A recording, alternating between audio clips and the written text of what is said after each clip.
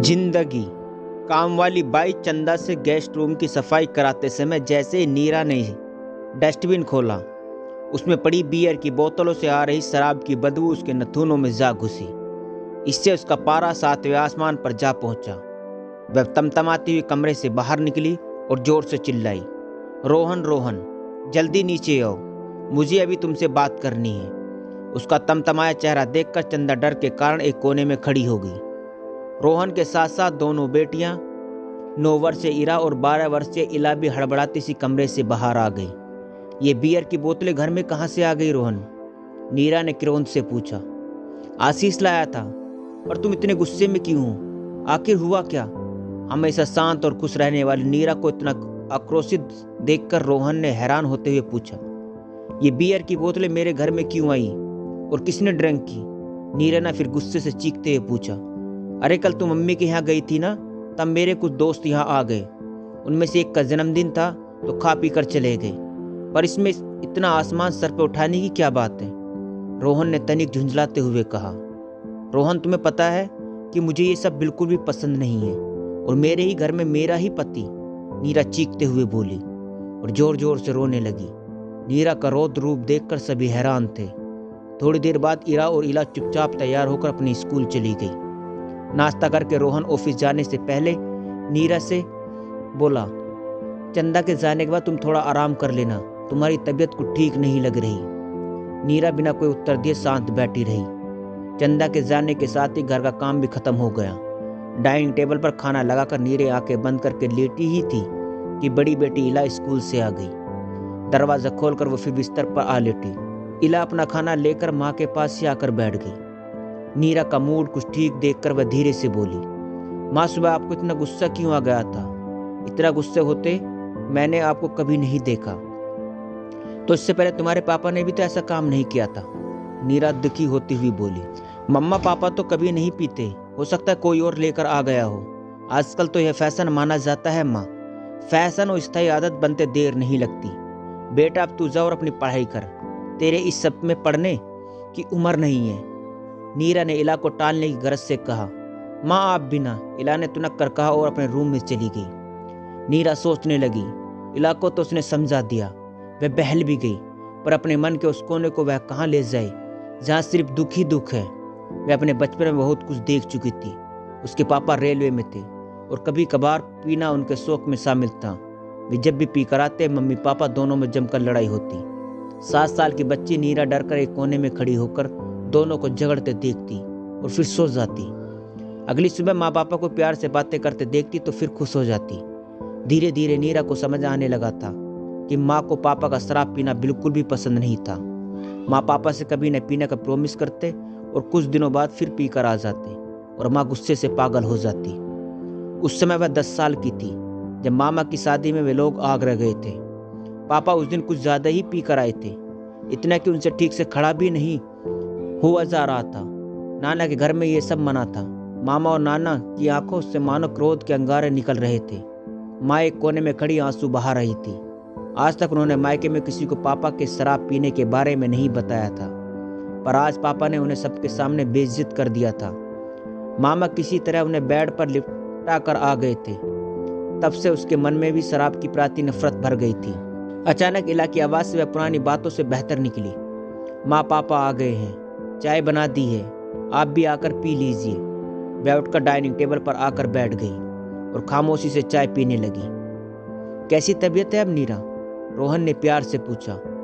मेरी तबीयत को क्या हुआ? नीरा तुनक कर बोली। वह सुबह तुम।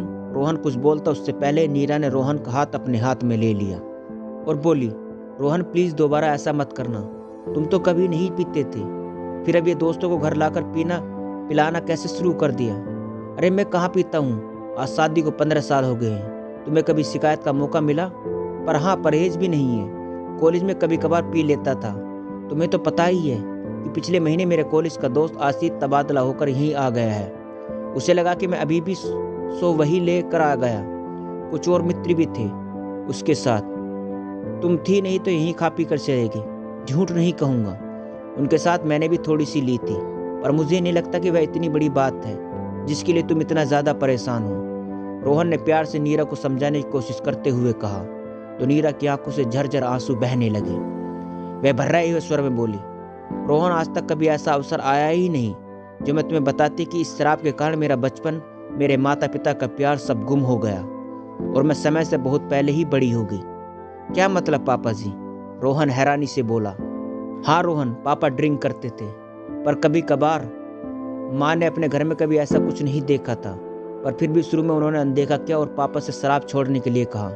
पहले जब भी पापा पीकर आते तो चुपचाप आकर सो जाते थे। धीरे धीरे पापा का पीना बढ़ता गया। जब भी पापा पी कर आते, माँ का गुस्सा सातवें आसमान पर जा पहुंचता। दोनों में जमकर बहस होती और हमारा घर महाभारत का मैदान बन जाता था। कहते हुए नीरा एक बार फिर अतीत में पहुंच गई। तुम्हें पता है रोहन, जब मैं 12वीं की फाइनल परीक्षा दे रही थी तो एक दिन पापा पी कर आ गए।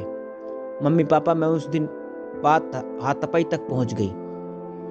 पापा गुस्से में घर से बाहर चले गए और रात भर वापस नहीं आए। दोनों को याद भी नहीं रहा कि कल उनकी बेटी का एग्जाम है। नतीजा यह हुआ कि अगले दिन होने वाले मेरी केमिस्ट्री का पेपर शराब की भेंट चढ़ गया। मैं पूरी रात रोती रही। नीरा ने उदासी भरे स्वर में कहा, ओह, तो इसलिए तुम सुबह गुस्से में थी, पर आज तक तुमने इस बारे में कभी बताया ही नहीं। रोहन ने गंभीर स्वर में कहा, मैं जब शादी के बाद आई तो सबसे ज्यादा खुश इसी बात से थी कि तुम्हारे यहाँ शराब को कोई हाथ भी नहीं लगाता था। मैं तुम्हें ये बातें बताकर अपने पापा की इमेज खराब नहीं करना चाहती थी, पर आज नीरा ने गहरी सांस लेते हुए बात अधूरी ही छोड़ दी। चलो अब दुख देने वाली बात यादों को दिल से निकाल दो। ये बंदा तुम्हारा दीवाना है, जो तुम कहोगी वही करेगा।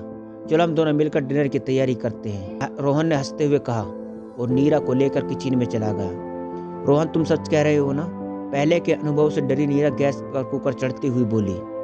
हाँ भाई हाँ, पर एक बात कहूँ नीरा, बुरा मत मानना, क्योंकि तुम्हारे पापा जी तो हमारी शादी के 6 माह बाद ही गुजर गए थे। पर जितना मैंने उन्हें तुम्हारे बाबत जाना है, इससे लगता है कि वे सुलझे हुए इंसान थे। फिर उनको पीने की इतनी लत कैसे लग गई, वो छोड़ नहीं पाए। जरूर तुम्हारी मम्मी तुम्हारे पापा को अपना दीवाना नहीं बनाई होगी। देखो तुमने कैसे मुझे अपने प्यार के जाल में बांध रखा है। रोहन ने माहौल को हल्का करने की गरज से नीरा को छेड़ते हुए कहा। हाँ रोहन, तुम काफी हद तक सही हो। माँ ने पापा को भी समझने की कोशिश नहीं की। पापा अपने परिवार में बहुत चाहते थे और अब माँ उनके परिवार से उतनी ही नफरत करती थी। अक्सर इन्हीं मुद्दों पर बहस शुरू होती जो झगड़े का रूप ले लेती।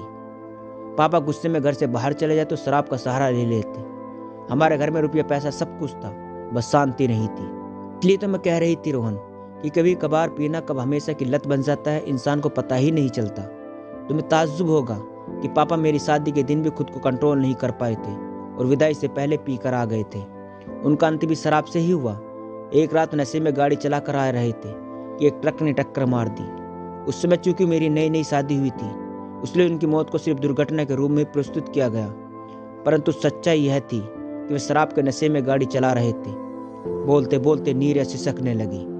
बस अब और दुखी होने की जरूरत नहीं, खाना खाते हैं चलकर, रोहन ने नीरा का मूड बदलने की कोशिश करते हुए कहा।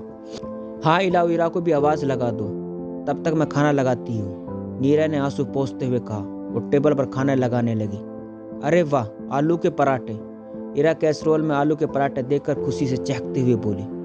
वेरी अनएक्सपेक्टेड, वरना माँ का सुबह से मूड देखकर तो मुझे लगा था कि आज खाने में खिचड़ी दरिया ही मिलने वाला है। पापा आपने खाना बनाया? इरा ने मुस्कुराते हुए तिरछी नजरों से रोहन की ओर देखते हुए पूछा। अरे नहीं भाई, तुम्हारी मम्मी ने ही बनाया है। तो मम्मी की यही तो खासियत है कि परिस्थितियों कैसी भी हो, ये अपने बच्चे और पति को नहीं भूलती। क्यों है ना नीरा? रोहन ने मुस्कुराते हुए उसकी ओर देखते हुए कहा, तो वह भी अपनी मुस्कान को नहीं रोक सकी। दोनों बिटिया खाना खाकर चली गई तो रोहन ने नीरा को अपना हाथ अपने हाथ में ले लिया और प्यार से बोला, मेरे दिल की रानी, इतना पीड़ा इतना दुख अपने मन में समेटी थी और मुझे आज तक आभास ही नहीं हुआ कैसा पति हूं मैं। रोहन ने उसकी आंखों में झांकते हुए कहा। नहीं रोहन, ऐसा मत कहो, खुद को जरा भी दोष मत दो। तुम्हारा जैसे समझदार और प्यार करने वाला पति, फूल सी प्यारी 2 बेटी और इतने अच्छा सास ससुर को पाकर मैं अपनी दुख तकलीफ भूल गई थी। पर आज ये बोतल देखकर लगा कि अतीत की काली परछाइयां एक बार फिर मुझे घेरने आ गई हैं। नीरा गंभीर स्वर में बोली।